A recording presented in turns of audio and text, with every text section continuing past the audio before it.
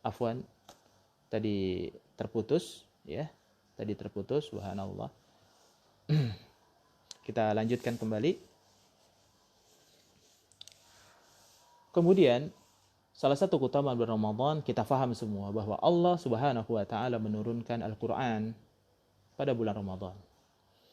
Jadi tadi sempat terputus, jadi bulan Ramadan bertemu dengan Ramadan adalah sebagai kafarat, sebagai penebus daripada apa yang sudah kita lakukan dari dosa-dosa kita apabila kita menjauhi dosa-dosa besar. Jadi dosa-dosa kecil akan ditebus dengan perjumpaan kita dari Ramadan kepada Ramadan yang selanjutnya. Dan kita semua faham bahwa bulan Ramadan bulan di mana diturunkannya Al-Qur'an. Allah berfirman, "Syahrul Ramadan alladzi unzila fihi Al-Qur'an hudal linnasi wa bayyinatin minal huda wal furqan." Bulan Ramadan adalah bulan di dalamnya diturunkan Al-Qur'an yang merupakan petunjuk bagi manusia. Dan bukan hanya petunjuk Al-Qur'an itu, tetapi penjelas dan penerang daripada petunjuk Allah Subhanahu wa taala. Maka ketika kita ingin mengetahui tentang isi dan kandungan Al-Quran, ingin berinteraksi dengan Al-Quran, maka hendaklah kita membaca Al-Quran dan memahami Al-Quran dengan sebaik-baiknya. Taib. Mudah-mudahan kita masih melanjutkan. Ya, karena tadi ada terputus. Ya. Taib. Saudara sekalian, ikhwatal kiram, azanallahu wa iyyakum jami'an. Jadi bulan Ramadan adalah bulan di mana Allah Subhanahu wa taala menurunkan Al-Qur'an. Maka karena bulan Ramadan adalah bulan Al-Qur'an, maka para ulama mereka menghususkan diri untuk membaca Al-Qur'an di bulan Ramadan. Salah satunya adalah Imam Malik rahimahullahu taala. Dia senantiasa menyempatkan dan mengkhususkan waktu di bulan Ramadan untuk membaca Al-Quran. Dan dia meninggalkan interaksi-interaksi dengan para ulama untuk menuntut ilmu dan juga dengan hal-hal yang lain. Tapi dia mengkhususkan diri untuk membaca Al-Quran. Ya, sehingga dengan membaca Al-Quran, dia lebih banyak waktunya untuk membaca Al-Quran. Nah, berbeda dengan kita. Kita membaca Al-Quran dan kita memahami Al-Quran dengan sebaik-baiknya, khususnya di bulan Ramadan. Mana yang bagus, apakah dia baca dari juz yang pertama sampai juz yang ke-30, ya, dari Al-Fatihah sampai dengan An-Nas, ataukah dia berkali-kali, ataukah dia membacanya pelan-pelan, lalu kemudian dia memahami maknanya, dan dia membaca sesuai dengan makhrajnya, dan kemudian juga hukum-hukumnya. Dia baca sesuai dengan hukum-hukumnya. Ada orang yang bacanya cepat misalkan, tapi dia tidak sesuai dengan kaidah-kaidah hukum bacaan. Ya. Bismillahirrahmanirrahim. Ya, misalkan dia agak terlalu cepat. Ya. Misalkan dia membaca ulaikal ladzi, ya, dan seterusnya misalkan. Ya. Dia baca Syahrul Ramadan alladzi unzila fihi al-Qur'ani hudan linnasi wa bayyinatin minal huda wal furqan. Ya. Dengan bacaan-bacaan yang cepat berbeda pahalanya dengan orang yang bacanya itu pelan-pelan. Ya, pelan-pelan sesuai dengan kaidah-kaidah hurufnya, makhrijul huruf dan juga tajwid-tajwidnya. Dia baca dengan sebaik-baiknya.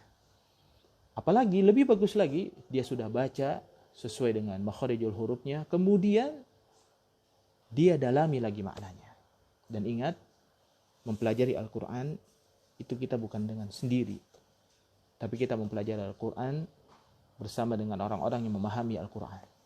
Karena kalau kita belajar Al-Quran sendiri, Al-Quran ini malah banyak bisa menyesatkan orang, karena mereka bisa menerjemahkan atau menjelaskan Al-Quran sesuai dengan akal mereka. Ini yang paling berbahaya. Menjelaskan Al-Quran dengan akal mereka. Ini bahaya. Maka apabila kita ingin mengetahui isi dan kandungan daripada Al-Quran, pertama kita belajar dari para sahabat. Ya, setelah kita belajar dari hadis, kita tahu asbab nuzulnya, kita tahu penjelasan dan hadis yang menjelaskan tentang ayat-ayat tersebut. Kemudian kita mencari keterangan dari atsar-atsar para sahabat, kita cari-cari atsar-atsarnya. Kemudian kita cari tafsir-tafsir para sahabat, kemudian para mufassirin, ya, khususnya adalah para salafus salih yang mereka gigih dalam memahami Al-Quranul Karim, sehingga pemahaman kita terhadap Al-Quran mengikuti mereka. Kenapa terjadinya perpecahan di kalangan kaum muslimin dengan Al-Quran ini? Karena banyak orang yang menerjemahkan Quran sesuai dengan keinginan mereka sendiri. Banyak orang yang menjelaskan Quran sesuai dengan kepentingan mereka. Ini yang berbahaya. Pernah Khalifah Umar ibn Khattab, dia bertanya kepada Ibnu Abbas radhiyallahu ta'ala, dia mengatakan, ya, lima takhtaliful ummah, kenapa umat ini berpecah belah? Maka Ibnu Abbas mengatakan, sesungguhnya Al-Quran itu turun kepada kami, faqara'nahu wa 'alimnahu fi manuzil, kami baca Al-Quran dan kami mengetahuinya. Akan tetapi datang kaum setelah kami, orang-orang yang membaca Al-Quran, walakin la ya'lamuna fi manuzil, tapi mereka tidak mengetahui untuk apa Quran itu turun.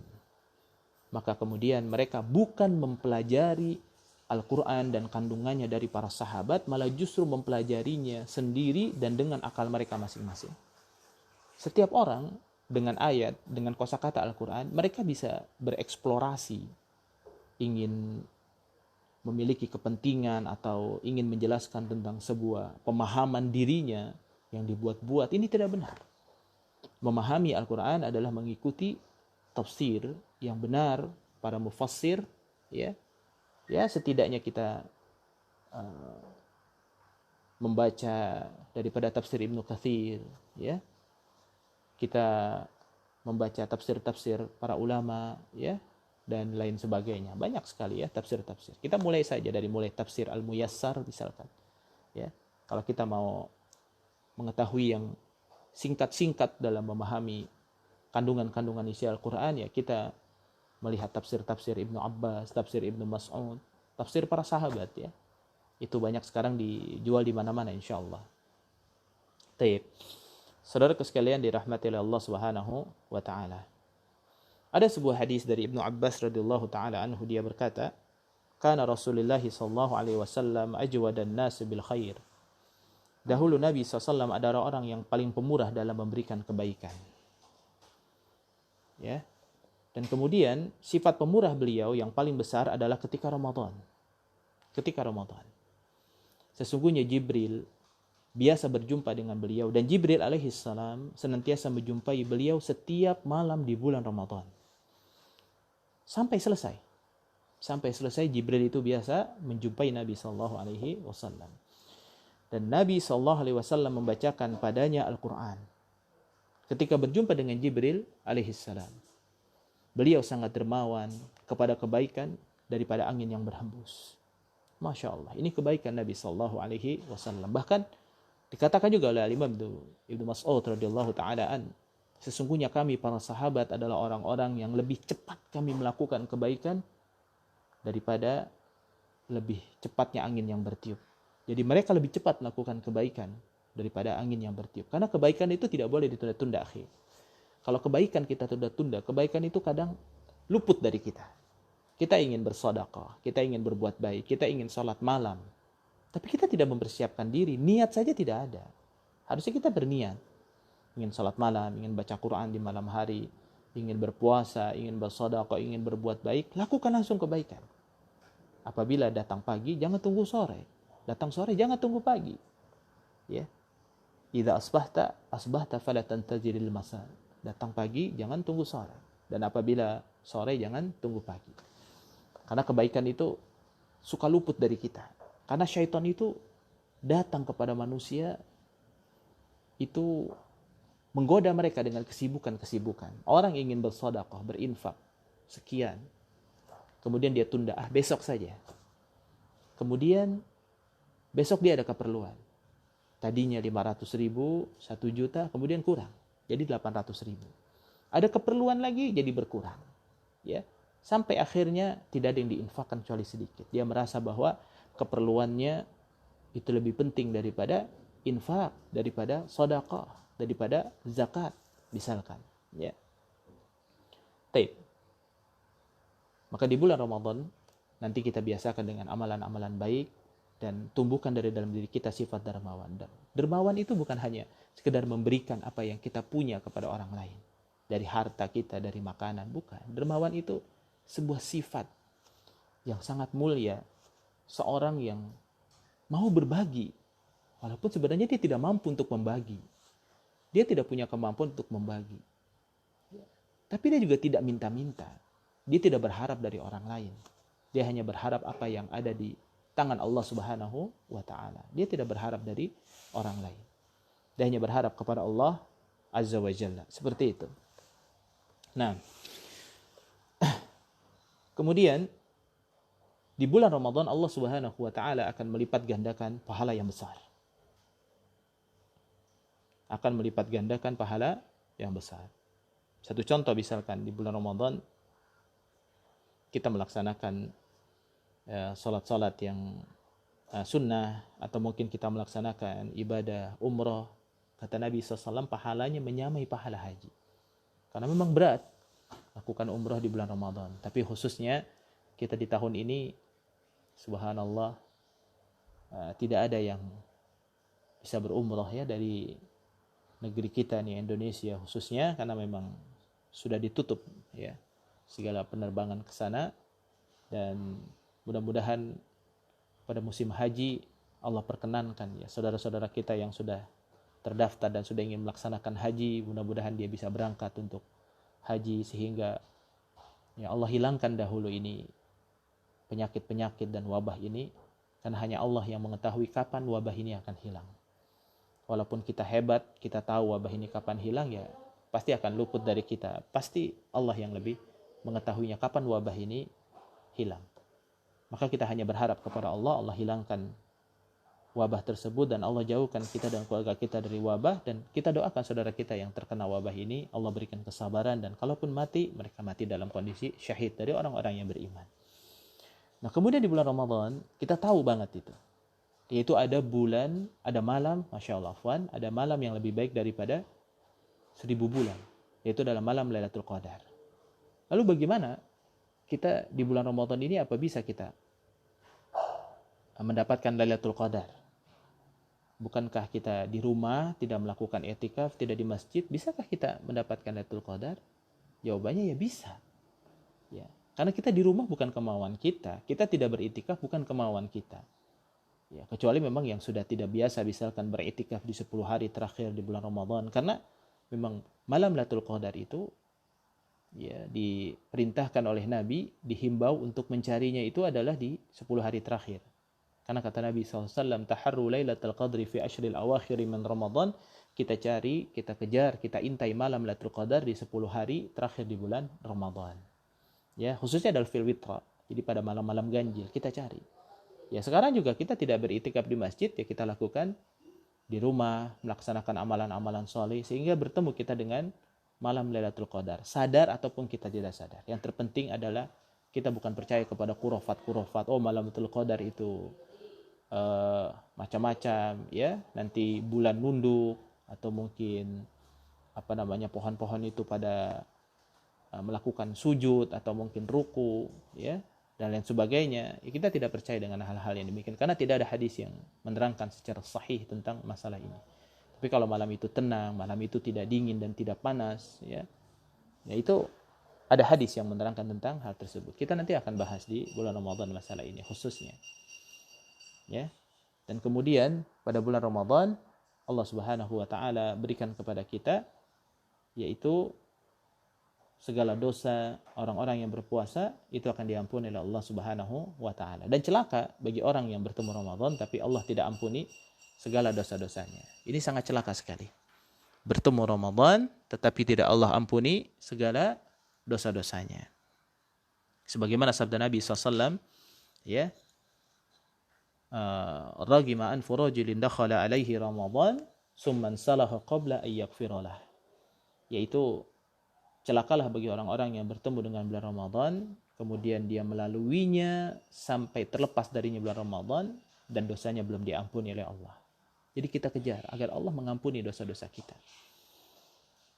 Baik, saudaraku sekalian dirahmati oleh Allah Subhanahu wa taala, dan juga bulan Ramadan adalah bulan yang mustajab, bulan yang penuh dengan berkah. bulan yang penuh dengan kebaikan. Doa-doa kita diperkenankan oleh Allah setiap waktunya. Khususnya dulu kita biasa sebelum berbuka puasa ada yang melakukan ngabuburit, jalan-jalan, cari bukaan puasa. Sekarang kita diberikan kesempatan oleh Allah Subhanahu wa taala untuk berpuasa di rumah saja. Kita menyiapkan makanan bagi ibu-ibu, ya. Pahalanya besar sekali menyiapkan makanan untuk anak, suaminya, keluarganya, dengan makanan yang terbaik.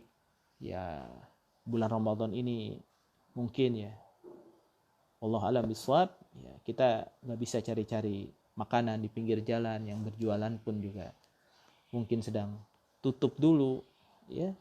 Dan Masya Allah, ini harus kita maklumi dan kita harus fahami dan harus sabar dengannya. Tidak boleh kita mengeluh, ya. Yang harusnya kita rencana bulan Ramadan ingin jualan ini biar mendapatkan keuntungan, pengen makan di sini, tapi ya alhamdulillah Allah berikan kesempatan kita di rumah bersama dengan keluarga sehingga kita bisa memanfaatkan waktu kita bersama dengan keluarga di bulan Ramadan dengan sebaik-baiknya. Dan biasanya tarawih kita berangkat ke masjid, ya sekarang alhamdulillah kita di rumah, ya subhanallah, ya, kita di rumah, kita melaksanakan sholat tarawih di rumah bersama dengan keluarga. Bahagialah akhi dengan apa yang Allah tetapkan buat kita, karena kebahagiaan itu ada di dalam hati yang senantiasa merasa bahwa Allah dan ketetapannya adalah itu baik, dan tidak ada keburukan yang tidak ada kebaikan yang datang kecuali setelah adanya keburukan. Dan kemudian saudaraku sekalian yang dirahmati Allah Subhanahu wa taala, keberkahan di bulan Ramadan ini sangat banyak sekali. Pasti kita akan rasakan.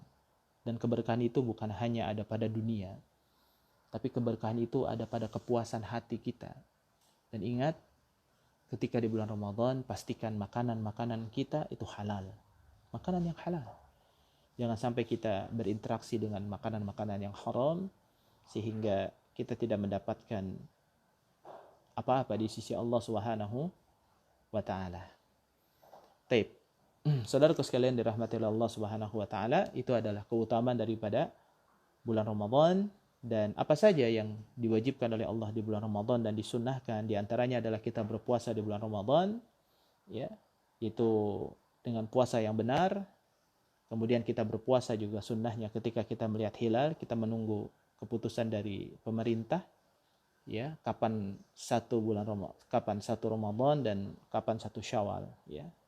Kalaupun qadarullah kita sampai nanti di bulan Syawal, kita di rumah, ya kita salat Idul Fitri di rumah, ya bersama dengan keluarga. Ya, insyaallah nanti akan kita bahas tentang fikih-fikihnya, tentang masalah salat Idul Fitri di rumah bersama dengan keluarga, ya seperti apa, ya.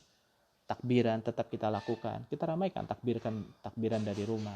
Insyaallah akan kita bahas masalah ini, ya. Dan kemudian juga ya, kita tidak mengawali puasa Ramadan dengan puasa 1 hari atau 2 hari sebelumnya, kecuali orang yang biasa berpuasa sunnah. Dia biasa puasa Nabi Daud, dia biasa puasa Senin Kamis, kemudian bertemu dia dengan hari Kamis Ramadan, misalkan hari Jumat, di hari Kamis dia berpuasa. Tapi memang sebaiknya kata para ulama, ini hari-hari yang lebih baik dia tidak melakukan puasa, karena besok dia harus berpuasa Ramadan selama 30 hari, ya. Dan jangan sampai hal-hal yang sunnah menghalangi daripada hal-hal yang wajib, ya. Jadi orang yang biasa berpuasa, kata Nabi SAW, janganlah kalian mendahului Ramadan dengan berpuasa 1 atau 2 hari sebelumnya, kecuali bagi orang-orang yang sudah terbiasa berpuasa pada hari-hari tersebut, maka berpuasalah, kata Nabi. Ya, hadis ini diriwayatkan oleh Abu Hurairah dari, ya, Abu Daud, ya, dan juga Imam Nasai dan juga Imam At-Tirmidzi dan lainnya. Dan ketika kita berpuasa, sunnahnya adalah kita betul-betul berpuasa ketika melihat fajar shadiq yang jelas, bukan fajar kadzib, ya. Jadi ada dua, ya, ada fajar kadzib, ada fajar shadiq, ya. Jadi fajar shadiq itu adalah fajar yang benar-benar fajar, memang itu adalah waktu subuh yang sebenarnya, ya. Jadi biasa terdahulu itu dengan azan 2 kali, ya. Dengan azan 2 kali. Ya. Nanti kita akan bahas masalah ini, ya.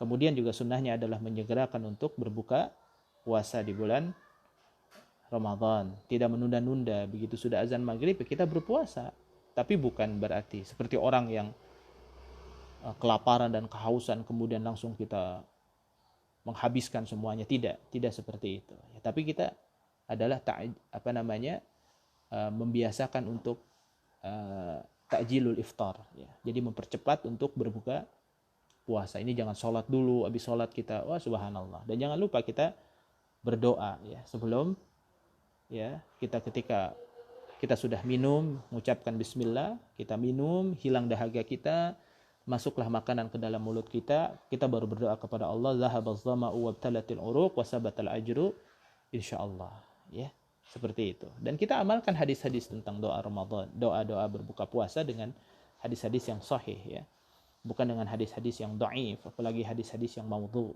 ya, yang sudah banyak dikenal oleh kaum muslimin pada umumnya ya. Tapi kita biasakan dengan hadis yang sahih, bismillah, kemudian kita makan, kemudian kita minum ya, hilang dahaga kita, baru kita mengucapkan zahabaz zama wabtalatil uruq wasabatal ajru insyaallah ya.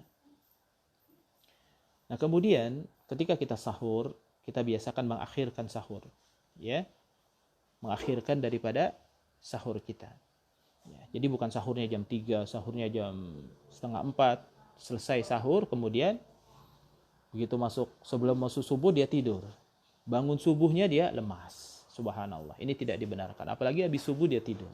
Ini juga menurut ilmu kedokteran tidak bagus ya, tidur habis subuh. Bahkan para ulama juga membenci tidur ba'da subuh, kecuali orang-orang yang sholat malam panjang kemudian dia tidur sebentar untuk menghilangkan lelahnya, itu tidak jadi masalah. Tapi berbeda ya, berbeda dengan tidur yang kelelahan karena banyak yang makan, itu berbeda ya, seperti itu. Taib, saudaraku sekalian yang dirahmati oleh Allah Subhanahu wa taala, dan jarak sahur yang paling bagus itu memang sekedar membaca 50 ayat daripada Al-Qur'an ya. Dan tidak ada syariatnya ya berupa disebutkan oh ini 10 menit lagi waktu subuh, sekarang sudah imsak, tidak boleh makan dan minum. Ya imsak itu adalah berpuasa ya. Imsak itu adalah puasa, yaitu menahan diri. Imsak itu adalah menahan diri. Dan biasakan berbuka puasa dengan rutab ya, dengan kurma yang matang ya, paling tidak dengan yang manis-manis ya. Paling tidak dengan yang manis-manis, dengan minuman yang manis atau dengan makanan yang manis, tapi jangan terlalu manis yang apalagi manisnya dibuat-buat, itu bisa berbahaya juga buat kesehatan kita, khususnya di masa-masa pandemi seperti ini. Makan makanan yang sehat, manis buah ya, manis makanan yang sehat-sehat, alhamdulillah tidak jadi masalah ya. Kemudian juga ya, ketika berbuka puasa kita tidak terlalu berlebih-lebihan ya, karena bahaya buka puasa terlalu berlebihan, itu sangat berbahaya. Terusnya sunnahnya bagi yang berhadas besar, maka hendaklah dia melakukan mandi sebelum datangnya subuh ya. Dia melakukan mandi sebelum datangnya subuh ya. Dan juga sunnahnya adalah kita membagikan makanan berbuka puasa kepada orang-orang yang berpuasa ya. Sekarang banyaklah pahala-pahala yang besar ya, bisa kita ingin lakukan, kita kirim kepada saudara kita melalui ojek online dan lain sebagainya untuk mereka berbuka puasa. Kita kirim kurma, kita kirim makanan, atau yang memiliki kelebihan rizki bisa berada di pinggir jalan kemudian membagikan kepada orang yang berbuka puasa. Masih banyak kesempatan beramal saleh ya, masih kesempatan beramal saleh. Walaupun kita buka bersama di masjid, ini memang sudah dihimbau oleh pemerintah ya untuk tidak dilakukan, dan juga oleh para ulama ya. Mudah-mudahan kita bisa mengikutinya dan mentaatinya dengan sebaik-baiknya ya. Kalau kita memberikan buka puasa bisa dengan berbagai macam cara ya, insyaallah. Kemudian memperbanyak di bulan Ramadan dengan membaca Al-Quran ya, thalabul ilmi, baca Al-Quran ya. Itulah mudah-mudahan ya, segala kebaikan-kebaikan yang kita lakukan di bulan Ramadan ini akan mendapatkan pahala dan ganjaran yang besar dari Allah Subhanahu wa taala. Kita sabar menerima takdir yang ditetapkan oleh Allah kepada kita untuk diam di rumah saja ya. Insyaallah mudah-mudahan dengan diamnya kita di rumah semakin banyak hikmah yang kita bisa lakukan. Berbahagialah akhi, karena sesungguhnya kebahagiaan itu ada pada hati yang senantiasa menyadarkan dirinya kepada Allah Subhanahu wa taala. Kesuksesan itu adalah ketika seseorang senantiasa bersama dengan Allah Subhanahu wa taala. apabila ada pertanyaan seputar Ramadan, ya, seputar fikih Ramadan, nanti bisa ditanyakan melalui kolom komentar atau beberapa pertanyaan nanti insya Allah ini bisa kita tanyakan langsung ya. Mudah-mudahan Allah berikan kebaikan dan bisa Anda jawab dengan sebaik-baiknya. Insya Allah mudah-mudahan kita bisa lanjutkan kajian kita dengan kitab-kitab yang insya Allah nanti Anda jadwalkan. Ya, itu saja mungkin yang bisa Anda sampaikan. Subhanakallahumma bihamdik, asyhadu an la ilaha illa anta, astaghfiruka wa atubu ilaik. Afwan tadi terputus ya karena ada telepon yang masuk. Ya, walafu minkum. Assalamualaikum warahmatullahi wabarakatuh.